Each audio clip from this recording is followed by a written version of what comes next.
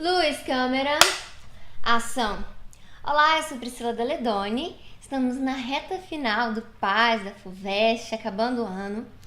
E hoje a gente vai conversar a respeito do romance chamado Vidas Secas, escrito pelo Graciliano Ramos. Já leram? Vamos conversar um pouco a respeito? Então, bora! Galera, é o seguinte, Graciliano Ramos é um escritor, romancista da geração de 30, que a gente chama de geração de 30 regionalista, porque é da prosa, né? É aquele segundo momento do modernismo, já um modernismo um pouco mais maduro, um pouco mais construtivo, então ele já vai trazer um tanto dessa história, algum tanto de denúncia, então uma literatura mais engajada, a gente já vai ver agora também. E o Graciliano, ele se diferencia dos outros escritores do regionalismo pela linguagem, uma linguagem mais seca, menos complicada, e é uma literatura um pouco mais leve, apesar de a temática ser extremamente pesada, extremamente reflexiva. Então, falando de Vidas Secas. Vidas Secas é o único romance do Graciliano Ramos que foi escrito em terceira pessoa. A gente já vai descobrir por quê, tem uma razão especial. Ele é um romance que a gente chama de romance desmontável, porque os capítulos eles são de certa forma independentes entre eles. É bom ter uma sequência, mas se eu trocar um pelo outro não vai fazer tanta diferença. O livro era para ser um livro de contos, se tornou um romance, e hoje a gente chama de romance mesmo com esses capítulos tendendo à independência, então ele vai permanecer sendo um romance. E a gente vai ter a história de alguns personagens, como Fabiano, assim a Vitória, o menino maior, o menino menor, a baleia, que é uma cachorra, e o papagaio. Eram 6 viventes da casa, que eles dizem. Então, ele inclui tanto a cadela quanto o papagaio como os viventes. Logo no começo da obra, o papagaio, deixa essa vida. E os outros personagens começam a lidar com essa situação de seca, de crise do Nordeste, de angústia pessoal e por aí vai. Então a gente tem no primeiro capítulo e no último capítulo o mesmo tema, que é o tema de mudança. Por conta disso a gente vai dizer que é uma narrativa circular. Eu vou começar com o capítulo 1, que é o capítulo mudança, que eles estão se mudando atrás de uma região que tenha mais recursos, para que eles possam se alimentar, para se hidratar e outras coisas mais. E o último capítulo é o da fuga, em que eles vão tentar a vida na cidade grande. Então eles deixam a gente numa curiosidade, o que vai acontecer agora. Mas a gente vê que é sempre esse ciclo da mudança, né? Em busca de alguma coisa melhor, que pelo que a gente vê na obra, não tem, né? A gente pode ter uma esperançazinha no final, mas de maneira geral não tem. Esses capítulos desmontáveis, dos quais a gente falou, eles são, muitos deles divididos por personagem. Então, por exemplo, eu tenho um capítulo que é assim a Vitória, o narrador conta um pouco da assim a Vitória, os sonhos, desejos dela, um pouco sobre a vida do menino maior, do menino menor. Olha que interessante. Os filhos do casal não têm nome, então é o menino maior e o menino menor. Mas a cadela tem nome, que é a baleia. E até é curioso, né? Ela se chama Baleia numa história que fala sobre a seca, né? Crise da falta de água. Mas, além de ser uma ironia, no Nordeste, nesses lugares onde a seca pega mais pesado, as pessoas têm uma certa tradição de dar nomes de seres das águas para os animais terrestres. Eles acreditam que vai dar sorte. Então dá o nome de peixe, de baleia, tubarão e por aí vai. Isso é bem comum na região do Nordeste até hoje. Então também tem essa explicação para a cachorrinha se chamar Baleia. E ela tem nome porque ela é extremamente humanizada na obra. Isso é o que mais se fala. Ela que guia a família, ela que caça animais para a família comer. Então, assim, ela tem um papel central. E o capítulo sobre ela é o capítulo mais triste da literatura brasileira, eu acho, Quem não chorou tem um coração de pedra, porque mesmo quem não gosta de cachorrinho fica meio, meu Deus, que coisa. E justamente por conta dessa humanização extrema que ela tem. Ela tem que ser morta porque tá doente. Enfim, sacrificada, né? Que é o nome certo. Já estou humanizando muito a cadela baleia. E os meninos, então, eles não têm esse nome que a cadela tem. Outra questão, então. Esses meninos e essa família... E aí a gente já entra na linguagem em que é escrita a obra. E aí eu vou revelar, porque é em terceira pessoa. Essa família é uma família constituída por pessoas de baixa escolaridade, ou nenhuma escolaridade. E eles não sabem conversar.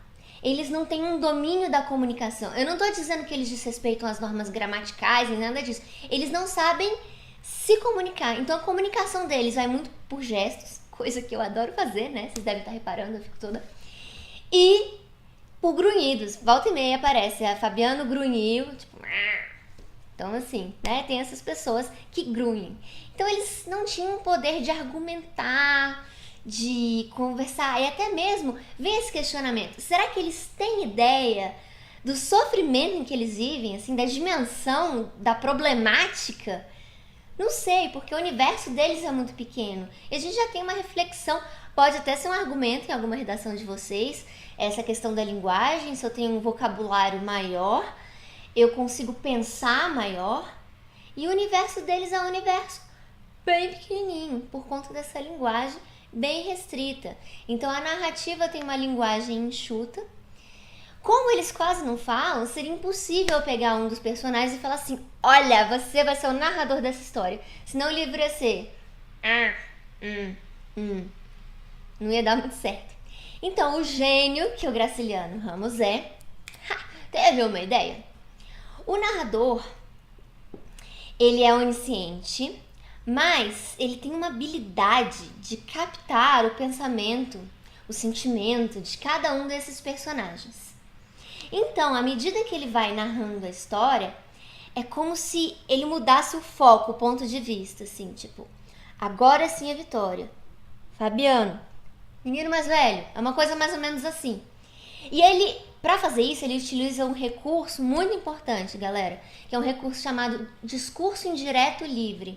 O discurso indireto é aquele que não é direto, que não se usa o travessão, né? O discurso indireto é aquele... Fulano falou tal coisa e não fulano falou tal coisa. E o discurso, então, esse indireto livre, ao mesmo tempo que ele vai dar uma ideia de terceira pessoa, de narrador externo, de repente a gente vai ver que esse narrador está captando as sensações das personagens. Eu espero que tenha ficado claro. Se não ficou, perguntem aqui que agora é a hora. Então, por isso que é uma narrativa em terceira pessoa. Esse narrador, então, ele tem essa habilidade peculiar, né? Ele ainda dá algumas dicas, assim mesmo, do que cada um desses personagens pensa. Inclusive, a baleia. A baleia é super humanizada. E é engraçado, assim, engraçado não, mas porque é uma história triste, poxa. Mas, no começo... Eles começam a reclamar coitado do papagaio. Porque eles se decepcionam porque o papagaio não fala. E eles acham que é uma característica, né, inerente do papagaio. E o papagaio só late. Isso acontece porque eles não falam, horas. E o papagaio, ele, né, copia as pessoas. Ele só copia a baleia. Então, o papagaio que late. Então, mesmo eles não têm essa consciência. A paisagem é uma paisagem seca, então vidas secas, é um entrelaçado da vida deles, que é uma vida seca, no sentido literal, de que eles não são hidratados, eles não têm água, e seca no sentido de eles não têm uma comunicação, eles não têm oportunidade, eles não têm acesso às coisas diferentes, e é uma paisagem seca por conta da seca do Nordeste. Então ele trata essa paisagem assim de uma maneira mais fria. É uma paisagem que ele descreve muito como vermelha. O vermelho é o alerta, né? Cuidado. Então a gente tem dá pra traçar essa correlação. É uma paisagem mais vermelha, branco e preta.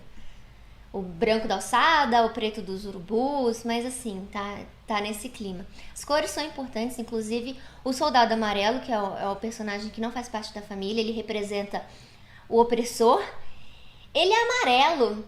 E o amarelo, vamos lá, quando eu falo assim, fulano amarelou, deu pra trás, ficou com medo. Então o amarelo, ele tem essa conotação um pouco do medo, do covarde, essa covardia da autoridade, da pessoa que faz um abuso de autoridade, como é o caso do soldado amarelo. Então a gente vai ter esse contraste entre eles. Lembrando que o Graciliano Ramos tinha os ideais mais parecidos com os ideais do socialismo, então a narrativa é norteada por ideias mais socialistas, então a gente pode lembrar dessa questão do oprimido, do opressor, esse discurso que se encaixa muito bem, essa forma de análise é muito pertinente dentro da obra do Graciliano Ramos, porque ele escreve mesmo com esse objetivo, ele tem um olhar de denúncia próprio do olhar mais socialista, um olhar mais de esquerda. Beleza? Galera, é isso. Espero que vocês tenham gostado, entendido, e eu espero que vocês arrasem na prova que está chegando. Qualquer dúvida, qualquer coisa, falem comigo. Estou aqui para sugestões, qualquer coisa. Falar assim, olha, Priscila, tá ruim tal coisa, ou então tal coisa tá boa, que a gente vai se ajustando. Continuem mandando pedidos de vídeos, mesmo o pai sendo acabado, do que vocês quiserem. Usem a criatividade, que os pedidos de vocês são uma ordem. Obrigada! Eu sou Priscila Daledoni, fico por aqui. Até mais!